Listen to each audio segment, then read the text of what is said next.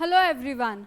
So in the last class we were discussing about the breathing. Okay, जो exchange of O2 होता है atmospheric O2 with the CO2 that has been produced by our cells of the body. ठीक है, उसमें breathing में भी हम क्या discuss कर रहे थे कि there are two types of breathing. One is the inspiration, that is the intake of the air, and one is the expiration, that is exhaling or taking out the air. ठीक है, तो अब क्या हमने देखा था कि जो इंस्पिरेशन और जो एक्सपिरेशन है, ठीक है, वो किस वजह से होते हैं? Due to the pressure gradient. ठीक है, अगर लंग्स का प्रेशर जो है वो एटमॉस्फेरिक प्रेशर के कंपैरिजन में कम होगा तो लंग्स में क्या आ जाएगी? हवा आ जाएगी, क्योंकि वहाँ पे प्रेशर कम है ना. हमेशा क्या होता है? ज़्यादा से कम में भरता है. तो इसलिए जब एटमॉस्फेरिक प्रेशर जो है वो लंग्स के प्रेशर से ज़्यादा है तो एटमॉस्फेयर क्या करेगा? अपनी जो हवा है वो क्या कर देगा? लंग्स में भर देगा. ठीक है, और एक्सपिरेशन जो होगा, एक्सेलिंग ऑफ द एयर होगा, वो कैसे होगा? Vice versa. जब लंग का प्रेशर जो है वो एटमॉस्फेरिक प्रेशर से जब ज़्यादा हो जाएगा तो हवा क्या हो जाएगी? बाहर रिलीज हो जाएगी. अब ये प्रेशर ज़्यादा और कम हो कैसे रहा है? ठीक है, तो हमने लास्ट क्लास में ये भी मैंने आपको बता दिया था कि कुछ डायफ्राम जो होता है, जो डायफ्राम होता है हमारा, ठीक है, डायफ्राम और कुछ स्पेशल सेट ऑफ मसल्स होती है, that is the external and the internal intercostal muscles that are present between the ribs of the humans. ठीक है, वो क्या करती है? इस प्रोसेस में हेल्प करती है. सबसे पहले अपन बात करते हैं इंस्पिरेशन की या इनटेक ऑफ द एयर की. अब जब इनटेक होता है एयर का, या जब अपन एयर को अंदर लेने वाले होते हैं, ठीक है, तो उस वक्त क्या होता है कि during the intake of the air उस वक्त क्या हो जाता है कि जो हमारा डायफ्राम है वो क्या होता है? कंस्ट्रिक्ट हो जाता है. ठीक है, जो हमारा डायफ्राम है वो क्या हो जाता है? कंस्ट्रिक्ट हो जाता है. ठीक है, इसकी वजह से क्या होता है कि जो एंटीरियो पोस्टीरियर, ठीक है, जो एंटीरियो पोस्टीरियर जो थोरैसिक वॉल्यूम है वो क्या होता है? बढ़ जाता है. ठीक है, जो जगह डायफ्राम ने घेर रखी थी वो कंस्ट्रिक्ट हो गया. ठीक है, तो उसके कंस्ट्रिक्ट होने की वजह से क्या हो गया? जो एंटीरियर पोस्टीरियर जो थोरैसिक जो चेम्बर का वॉल्यूम है वो क्या हो जाएगा? बढ़ जाएगा. जगह बढ़ी मतलब वॉल्यूम बढ़ा. ठीक है, तो थोरैसिक चेम्बर का जो वॉल्यूम है वो क्या हो जाएगा? बढ़ जाएगा. ठीक है, और क्या हो जाएगा कि जो एक्सटर्नल इंटरकोस्टल मसल्स है, ठीक है, जो एक्सटर्नल इंटरकोस्टल मसल्स है वो क्या करती है कि जो स्टर्नम है और जो रिब्स है, ठीक है, जो स्टर्नम है जो कि क्या करती है? वेंट्रली क्या कर रखी है? लंग्स को सराउंड करती है. और जो रिब्स है जो कि क्या कर रही है? लेटरली जो लंग्स को सराउंड करती है वो क्या होती है? लिफ्ट अप हो जाती है. ठीक है, एक्सटर्नल इंटरकोस्टल मसल क्या करता है कि जो स्टर्नम है और जो रिब्स है उनको क्या कर देती है? लिफ्ट अप कर देती है. जिसकी वजह से क्या होता है कि जो थोरैसिक चेम्बर का जो डोर्सोवेंट्रल मतलब बैक टू फ्रंट है ना, डोर्सोवेंट्रल जो थोरैसिक चेम्बर का जो वॉल्यूम है वो क्या हो जाता है? इंक्रीज हो जाता है. ठीक है, तो इस वजह से क्या हो रहा है कि ओवरऑल जो वॉल्यूम है थोरैसिक चेम्बर का वो क्या हो गया? इंक्रीज हो जाएगा. ठीक है, थोरैसिक चेम्बर का जो वॉल्यूम है वो क्या हो रहा है? इन दोनों की वजह से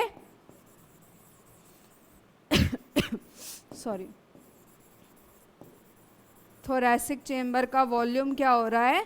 इंक्रीज हो रहा है. ठीक है, वो क्या हो जा रहा है? इंक्रीज हो जा रहा है. अब थोरैसिक चेम्बर के वॉल्यूम के इंक्रीज होने की वजह से क्या हो रहा है कि जो थोरैसिक चेम्बर का प्रेशर है वो क्या हो जा रहा है? कम हो जा रहा है. वॉल्यूम इंक्रीज हुआ तो क्या हो जाएगा? प्रेशर कम हो जाएगा. अगर कोई चीज़ें आसपास पड़ी है, एक दूसरे को क्लोजली सराउंड कर रही है तो क्या होगा? प्रेशर ज़्यादा होता है. लेकिन जब सब खुला खुला हो गया तो क्या हो जाएगा? प्रेशर कम हो जाएगा. तो थोरैसिक चेम्बर का जब थोरैसिक चेम्बर का जब वॉल्यूम इंक्रीज हो रहा है तो प्रेशर क्या हो जाएगा?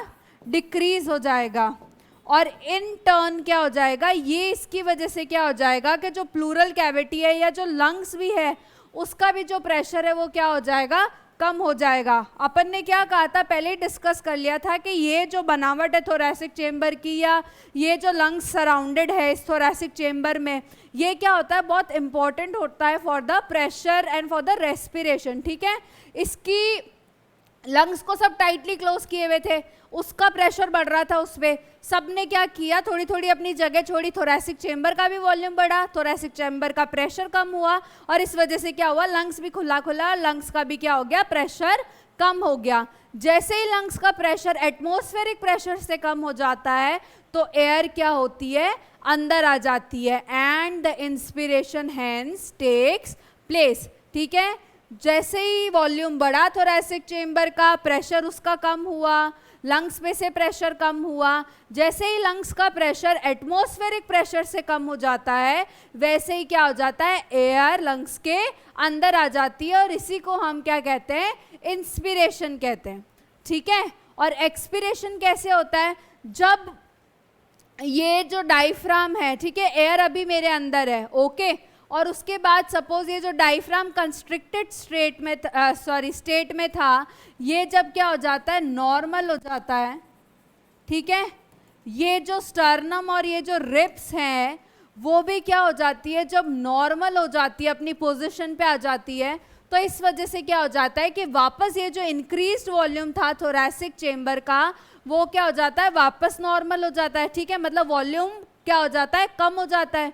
ठीक है, वॉल्यूम कम हो जाता है तो प्रेशर बढ़ जाता है। ओके, जैसे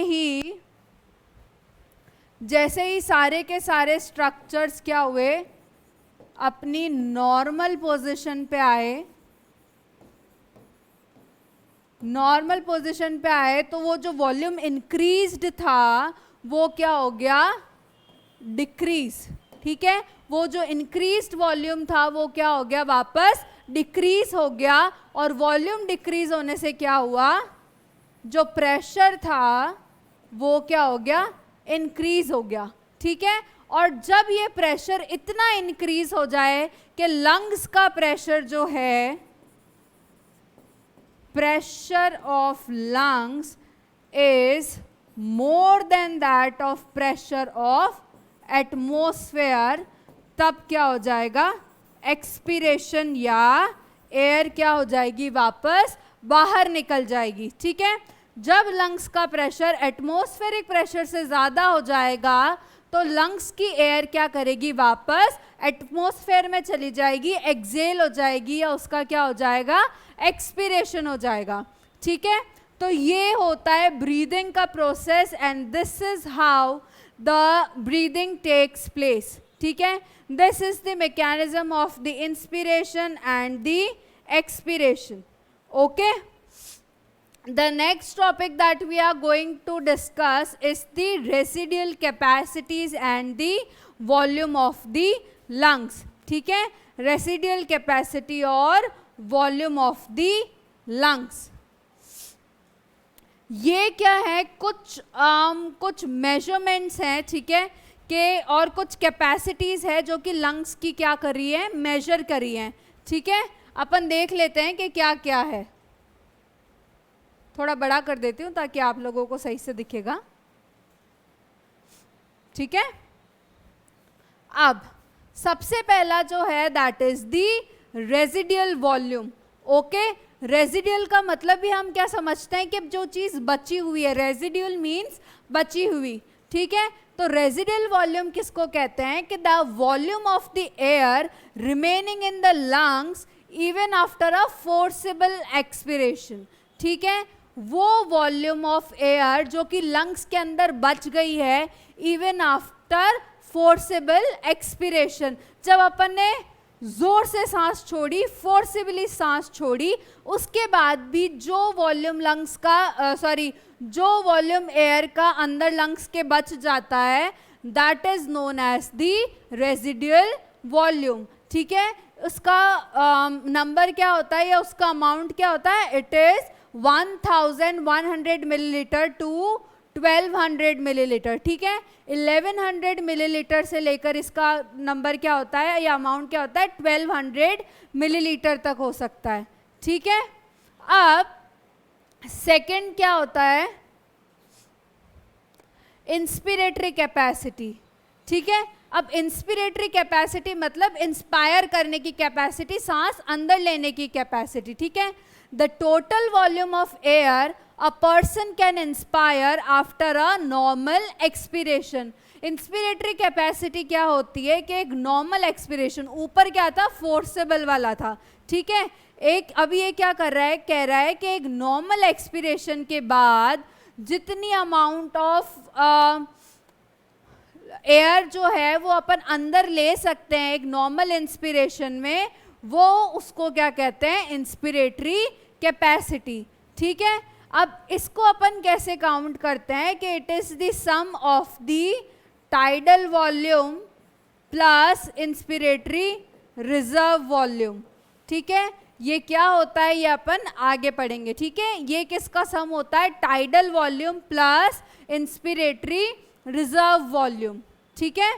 अब एक्सपिरेटरी कैपेसिटी, एक्सपिरेटरी कैपेसिटी क्या होता है, अब इंस्पिरेटरी और एक्सपिरेटरी कैपेसिटी क्या है, बहुत इंटरचेंजेबल तो नहीं, लेकिन हाँ मतलब बहुत सिंपल टर्म्स है दोनों। इंस्पिरेटरी कैपेसिटी क्या था कि भाई कितनी एयर एक इंसान नॉर्मल इंस्पिरेशन में अंदर ले सकता है आफ्टर अ नॉर्मल एक्सपिरेशन। तो एक्सपिरेटरी कैपेसिटी क्या हो जाएगा कि total volume of air a person can expire after a normal inspiration, ठीक है। इसमें तो कोई कंफ्यूजन नहीं है। इसमें क्या होता है कि tidal volume plus expiratory reserve volume, ठीक है, ये इन दोनों का सम होता है। अब थर्ड है फंक्शनल रेजिडियल कैपेसिटी, ठीक है।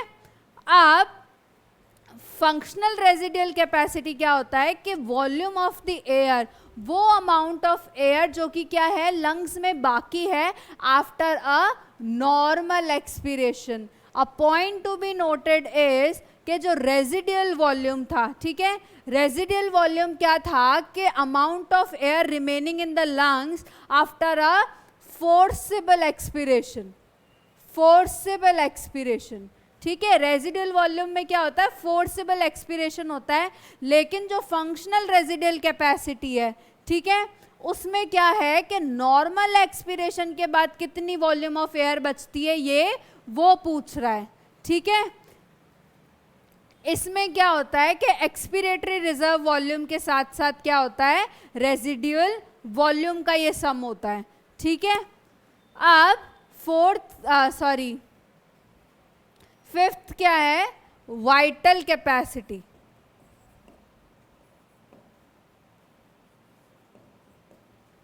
फिफ्थ क्या आ जाएगा हमारा, वाइटल कैपेसिटी। वाइटल कैपेसिटी क्या होती है कि maximum volume of air a person can breathe in after a forced expiration, ठीक है। अब ये क्या कह रहा है कि जैसे इंस्पिरेटरी कैपेसिटी में क्या था कि टोटल वॉल्यूम, ठीक है, टोटल वॉल्यूम जो एक पर्सन इनहेल कर सकता है या इंस्पायर कर सकता है आफ्टर अ नॉर्मल एक्सपिरेशन, लेकिन वाइटल कैपेसिटी जो है वो क्या है कि maximum volume of air a person can breathe in after a forced expiration, ठीक है। इसमें क्या है, फोर्स्ड एक्सपिरेशन है, ठीक है। इसमें क्या क्या इंक्लूडेड होता है, expiratory reserve volume, tidal volume और इंस्पिरेटरी रिजर्व वॉल्यूम, ठीक है। अब जो सिक्स्थ है that is the total lung capacity, ठीक है, total lung capacity. Total lung capacity क्या होती है कि total volume of air accommodated in the lungs at the end of a forced inspiration।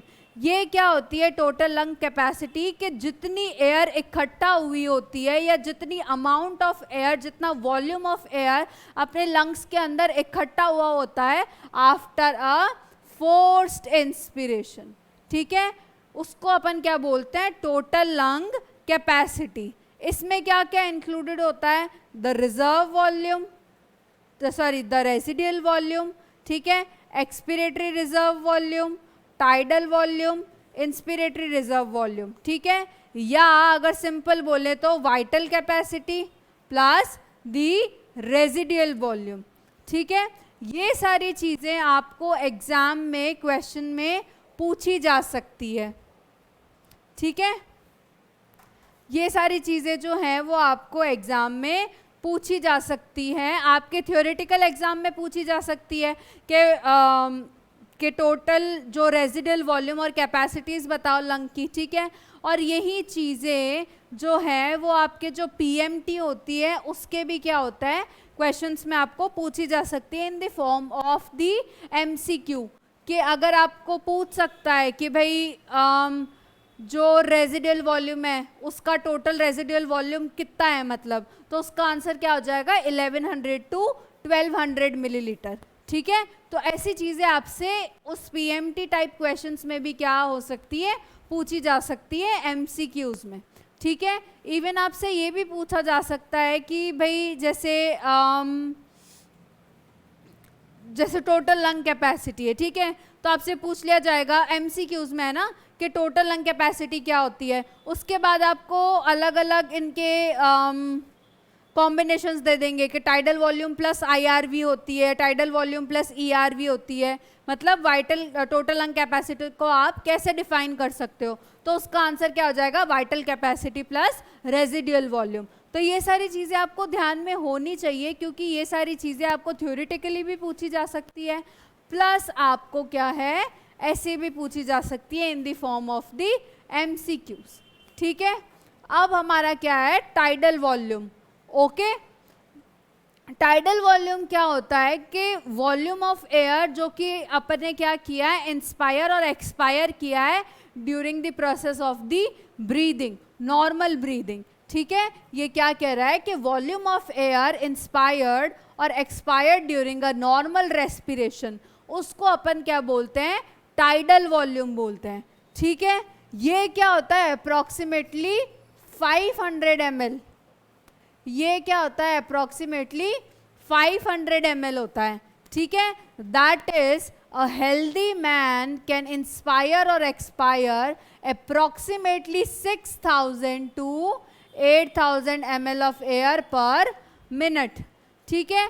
अब 500 से 6000 टू 8000 कैसे हुआ, क्योंकि इफ यू गाइस रिमेंबर हमने ये चीज़ डिस्कस की थी कि एक इंसान जो है उसकी नॉर्मल ब्रीदिंग रेट कितनी होती है, अराउंड 12 टू 16 टाइम्स, ठीक है। तो इसलिए ये क्या कह रहा है कि एक टाइडल वॉल्यूम, एक नॉर्मल इंसान का टाइडल वॉल्यूम कितना होगा, 6000 टू 8000 पर मिनट, ठीक है। और नेक्स्ट क्या है, इंस्पिरेटरी रिजर्व वॉल्यूम, ठीक है।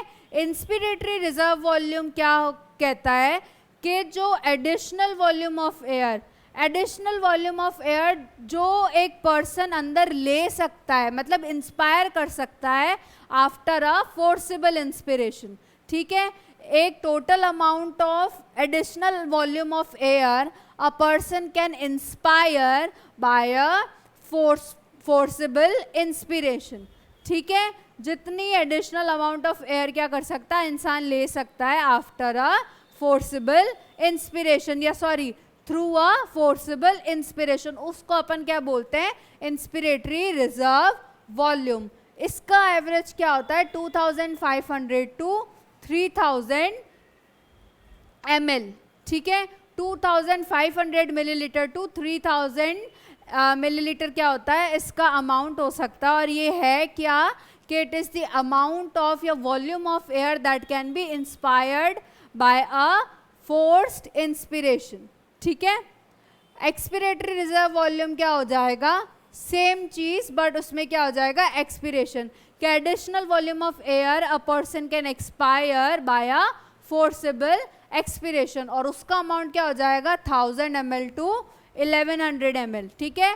1000 ml टू 1100 ml। और अब अपन को जब ये सारी चीज़ें पता है, tidal volume, inspiratory reserve volume, expiratory reserve volume, इससे अपन ये बाकी सारी वैल्यूज़ भी निकाल सकते हैं, ठीक है। तो ये वैल्यूज़ और ये जो फॉर्मूलाज है वो आपको क्या होने चाहिए, याद होने चाहिए, क्योंकि ये आपको थ्योरेटिकली भी क्वेश्चन आ सकता है आपके नॉर्मल सब्जेक्टिव एग्जाम्स में कि ये क्या होती हैं, डेफिनेशंस लिखो, प्लस आपकी ये क्या हो सकता है, एमसीक्यूज में भी पूछे जा सकते हैं, ठीक है। और ये सारी हम पढ़ क्यों रहे हैं कि ये जो नॉर्मल क्लिनिकल एग्जामिनेशन होता है ना लंग्स का, कि सही है या नहीं है, इसलिए क्या होती है, ये बहुत काम आती है ये मेजरमेंट्स, ठीक है, तो इसलिए क्या होती है, ये बहुत इंपॉर्टेंट होती है और ये क्या रखती है, सिग्निफिकेंस रखती है। ओके, अब जो हमारा नेक्स्ट टॉपिक है that is the exchange of the gases. ठीक है, एक्सचेंज ऑफ द गैसेस।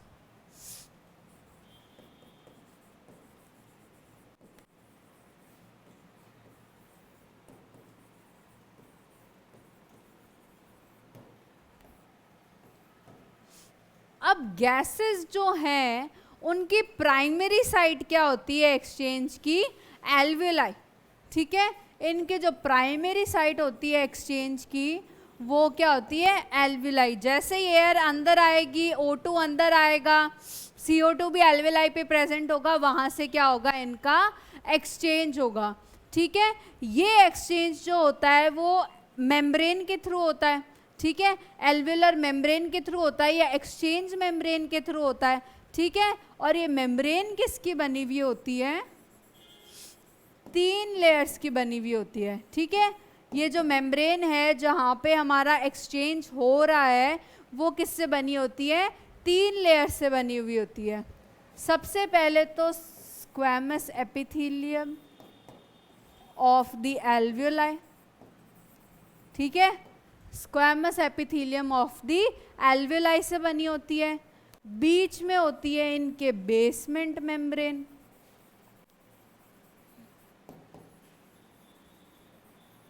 और जो थर्ड लेयर होती है that is the endothelium of the capillaries. ठीक है, ये जो एक्सचेंज होता है, जो मेम्ब्रेन होती है वो क्या होती है, 3 लेयर्स से बनी होती है। ठीक है, दैट इज दी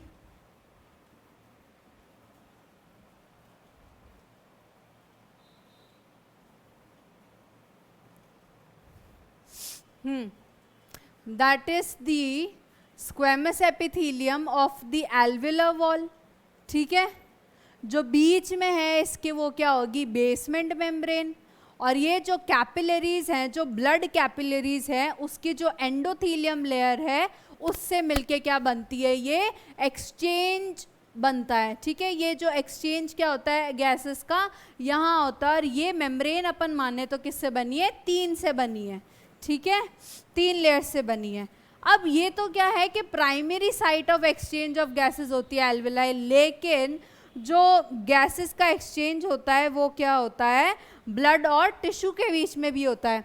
ये तो प्राइमरी साइट है कि भाई पहले एल्वियोलाई से तो आगे बढ़े तब जाके ब्लड में जाएगी, टिश्यू में जाएगी। लेकिन ये प्राइमरी साइट के बाद जो एक्सचेंज ऑफ गैसेस है वो ब्लड और टिश्यू के बीच में भी होता है, क्योंकि टिश्यू को ही तो ऑक्सीजन चाहिए अपने सारे काम करने के लिए। तो इसलिए जो एक्सचेंज ऑफ गैसेस है वो क्या होता है, ब्लड और टिश्यूज के बीच में भी होता है। ठीक है, ये एक्सचेंज जो है वो क्या होता है ना कि काफ़ी सारे फैक्टर्स पे डिपेंड करता है।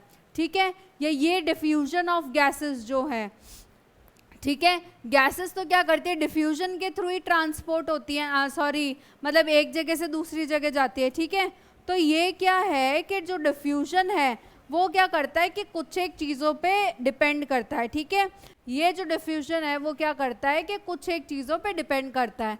सबसे पहले तो क्या हो जाता है, प्रेशर पे। ठीक है, प्रेशर ग्रेडियंट पे, pressure gradient of that particular gas. ठीक है, प्रेशर जो अप्लाई हो रहा है या जो प्रेशर है उस पर्टिकुलर गैस का उस जगह पे, उस पे डिपेंड करेगी। सपोज अपन मान लेते हैं, जैसे हमेशा से वही बात है कंसंट्रेशन और प्रेशर ग्रेडियंट की, कि कंसंट्रेशन ग्रेडियंट क्या था, ज़्यादा से कम में जाओ। ठीक है, प्रेशर ग्रेडियंट में क्या होता है कि जैसे सपोज एल्वियोलाई है। ठीक है, एल्वियोलाई जो है वहाँ पे क्या होता है कि प्रेशर जो होता है ऑक्सीजन का वो क्या होता है, ज़्यादा होता है as compared to the blood. ठीक है, pressure O2 in blood, pressure O2 in alveoli. ठीक है, अब जैसे प्रेशर एल्वियोलाई में क्या है, ऑक्सीजन का ज़्यादा है और ब्लड में कम है, ठीक है। तो जो ऑक्सीजन का एक्सचेंज है, ठीक है, वो क्या होगा, एल्वियोलाई से ब्लड में हो जाएगा, ज़्यादा प्रेशर से कम प्रेशर पे गया, है ना। ये ग्रेडियंट तो अब तक अपन को समझ आता है कि हमेशा चीज़ क्या जाएगी, ज़्यादा से कम में जाएगी, एटलीस्ट सिंपल डिफ्यूजन में, तो जो कि हमारा एनर्जी कंज्यूमिंग प्रोसेस नहीं है, ठीक है। तो क्या हो जाएगा, प्रेशर ग्रेडियंट पे डिपेंड करेगा, जिसमें क्या है, PO2 क्या जा रहा है, एल्वियोलाई से ब्लड में जा रहा है, ठीक है। ये हो गया पहला पॉइंट कि इस पे किस पे डिपेंड कर रहा है, प्रेशर ग्रेडियंट पे, ठीक है। और हाँ, जो अगर मिक्सचर ऑफ गैसेस है, ठीक है, अगर एक मिक्सचर ऑफ गैसेस है, जैसे ब्लड में भी क्या हो जाएगा, ऑक्सीजन होगा, कार्बन डाइऑक्साइड हो जाएगा, मिक्सचर ऑफ गैसेस में द प्रेशर exerted या applied by a single gas is called as the partial pressure of this gas, ठीक है। अगर एक ब्लड है जैसे, ठीक है, उसमें क्या है, CO2 भी है, O2 भी है, ये गैसेस हैं, ठीक है, लेकिन जो प्रेशर इस मिक्सचर में, CO2 और O2 के मिक्सचर में ब्लड में जो प्रेशर O2 अप्लाई कर रही है, उसको अपन क्या बोलेंगे, पार्शियल प्रेशर ऑफ O2, ठीक है। या अगर अपन CO2 की बात करेंगे तो अपन क्या बोलेंगे, पार्शियल प्रेशर ऑफ CO2, ठीक है। तो मिक्सचर ऑफ गैसेस में जो प्रेशर एक इंडिविजुअल गैस डाल रही है, उसको अपन क्या बोलते हैं, पार्शियल प्रेशर, ठीक है। तो फर्स्ट क्या हो जाएगा, प्रेशर ग्रेडियंट हो जाएगा, सेकंड क्या हो जाएगी, थिकनेस ऑफ द मेम्ब्रेन, ठीक है। ये एक्सचेंज और किस पे डिपेंड करता है, थिकनेस ऑफ द मेम्ब्रेन पे, ठीक है। ये हमारी जो एल्विलर मेम्ब्रेन, ये जो 3 स्ट्रक्चर्स बनाती है ना, ये तो बहुत थिन होती है, ठीक है, 3 लेयर से बनी होती है, लेकिन स्टिल थिन होती है। लेकिन अगर कहीं मेम्ब्रेन थिक है कहीं भी, ठीक है, तो वहाँ क्या होगा, ये जो गैसेस का डिफ्यूजन है वो क्या होता है, थोड़ा कंपैरेटिवली मुश्किल से होता है as compared to the thin membrane. Third क्या किस पे डिपेंड करेगा, solubility of the gases, solubility of the gases पे, ठीक है। वो गैस कितनी सॉल्युबल है, जैसे कार्बन डाइऑक्साइड है, वो क्या होती है 20 to 25 टाइम्स मोर सॉल्युबल होती है as compared to the oxygen, ठीक है। तो ये सारे जो होते हैं वो क्या होते हैं, फैक्टर्स होते हैं जिसपे क्या होता है, डिफ्यूजन डिपेंड करता है या गैसेस का एक्सचेंज डिपेंड करता है, ठीक है। अगर अपन एक टेबल दिखे यहाँ, ये, ठीक है, अगर अपन यहाँ पे एक ये टेबल देखें, it might not be clearly visible to you but I will explain it, okay. अभी अपन ने क्या किया था कि प्रेशर ग्रेडियंट को क्या किया था, डिस्कस किया था, ठीक है। जब प्रेशर ग्रेडियंट को डिस्कस किया था तो मैंने आपको एक एग्जाम्पल देके बताया था कि जो पार्शियल प्रेशर ऑफ ऑक्सीजन है उसका जो लेवल है वो क्या है, ज़्यादा होता है एल्वियोलाई में, ठीक है, as compared to the blood, ठीक है, ऑक्सीजनेटेड ब्लड पे जाते हैं अपन, ठीक है। तो जो ऑक्सीजन है वो क्या करेगा, एल्वियोलाई से ब्लड पे आएगा, ठीक है, और ब्लड से भी कम कहाँ है ऑक्सीजन का प्रेशर, टिश्यू में, तो ब्लड से आगे कहाँ जाएगा, टिश्यूज में जाएगा। ये सब के सब प्रेशर ग्रेडियंट का खेल है, ठीक है। जहाँ पे प्रेशर कम है वहाँ पे क्या होगा, ज़्यादा प्रेशर से आता जाएगा, ठीक है। जैसे यहाँ पे क्या है, ऑक्सीजन है, ठीक है, एटमॉस्फेरिक एयर में इसका क्या था, लेवल 159 था, ठीक है, प्रेशर अपन मान के चल रहे हैं। अब पार्शियल प्रेशर इसका क्या था, एटमॉस्फेरिक एयर में 159, ठीक है। यहाँ से क्या हुआ, यहाँ पे ज़्यादा था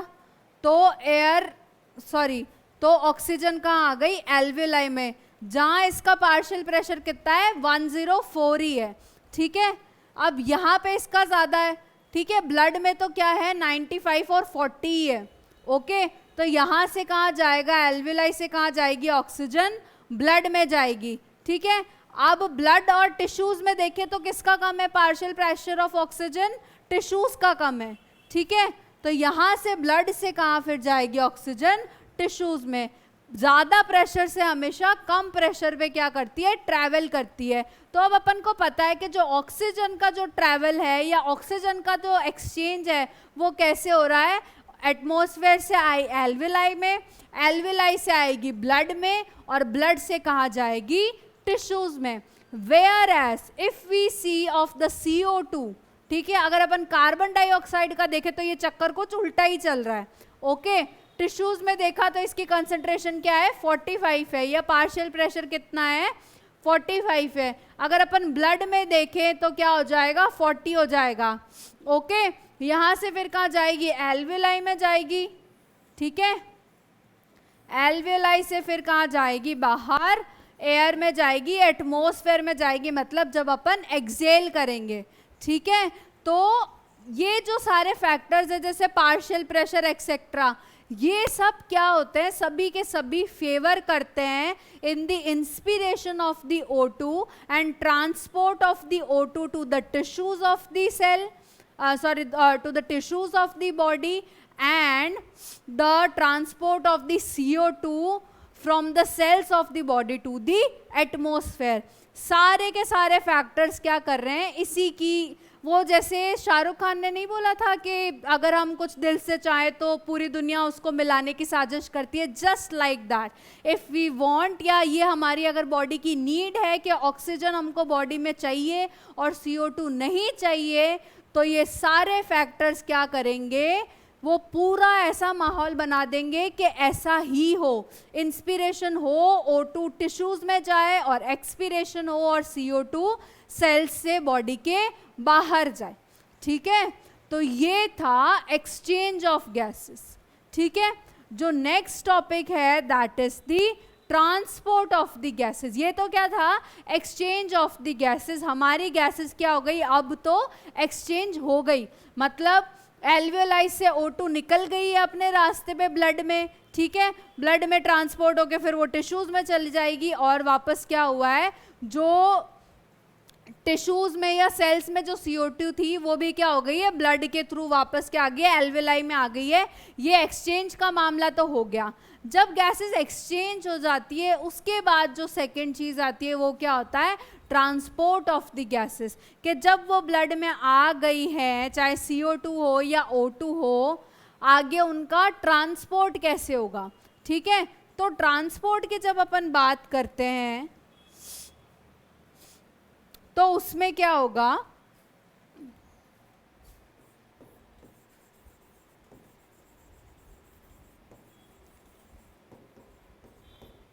ट्रांसपोर्ट में क्या देखेंगे अपन, O2 का भी देखेंगे ट्रांसपोर्ट और CO2 का भी देखेंगे, ठीक है। O2 जो है वो क्या होता है, 97% of the oxygen in our body is carried by the RBCs, ठीक है। या मैं ज़्यादा पर्टिकुलर होके बोलूँ तो हीमोग्लोबिन, ठीक है। Haemoglobin is the red iron containing pigment in our body, ठीक है, जिससे क्या करता है, ये ऑक्सीजन बाइंड होता है और क्या होता है, ये this process is carried out, ठीक है। ट्रांसपोर्ट हो जाता है क्या, O2 इनटू द ब्लड। तो जो टोटल O2 है बॉडी में, सपोज 100% जो ऑक्सीजन है उसमें क्या है कि 97% ऑक्सीजन क्या होता है, RBCs के थ्रू या हीमोग्लोबिन के थ्रू क्या होता है, बॉडी में ट्रांसपोर्ट होता है, ठीक है। और जो 3% है, सिर्फ 3% जो O2 होता है हमारी बॉडी का, दैट इज ट्रांसपोर्ट, और that is transported by the plasma, ठीक है। That is transported by the plasma dissolved state में, okay. Whereas if we talk about the CO2, ठीक है, अगर अपन CO2 की बात करें तो 20 से 25% ही क्या होता है यहाँ पे, RBC से ट्रांसफर होता है, ठीक है। 20 से 25% ही क्या होता है, सिर्फ RBC से क्या होता है, ट्रांसफर होता है, ओके, नहीं सॉरी, ट्रांसपोर्ट होता है, ठीक है। बाकी का ऑलमोस्ट जो 17% है वो किस फॉर्म में होता है? बाय कार्बोनेट, ठीक है, वो किस फॉर्म में ट्रांसपोर्ट होता है? बाय कार्बोनेट के फॉर्म में क्या होता है? ट्रांसपोर्ट होता है ब्लड से, ओके। और बाकी का बचा हुआ जो 3% है, ठीक है, वो कैसे होगा? डिसॉल्व स्टेट में प्लाज्मा के थ्रू, ठीक है, वो कैसे होगा? डिसॉल्व्ड स्टेट में प्लाज्मा के थ्रू क्या हो जाता है? ट्रांसपोर्ट हो जाता है, ठीक है। तो ये फॉर्म्स होते हैं ट्रांसपोर्ट होने के O2 के और CO2 के, ठीक है। अब आगे जो हम डिस्कस करेंगे that will be the transport of the individual gases, ठीक है, transport of the individual gases. इसमें क्या होगा कि हम देखेंगे कि भाई जो हमारी ये इंडिविजुअल गैसेस है वो ट्रांसपोर्ट कैसे हो रही है, ठीक है। पहले बुक में तो O2 डिस्कस किया हुआ है, लेकिन आज हम क्या कर लेते हैं? CO2 डिस्कस कर लेते हैं, ठीक है, कि CO2 क्या हो रहा है, कैसे ट्रांसफर हो रहा है, ठीक है। CO2 जो है वो कार्बमिनो हीमोग्लोबिन के क्या होता है? फॉर्म में ट्रांसपोर्ट होता है, ठीक है। CO2 जो है वो क्या होता है? कार्बमिनो हीमोग्लोबिन के फॉर्म में क्या होता है? ट्रांसपोर्ट होता है, ठीक है। ये क्या होता है कि ये भी इसका क्या होता है? बाइंडिंग उसी के बेसिस पे होता है, on the basis of the partial pressure of the carbon dioxide, ठीक है।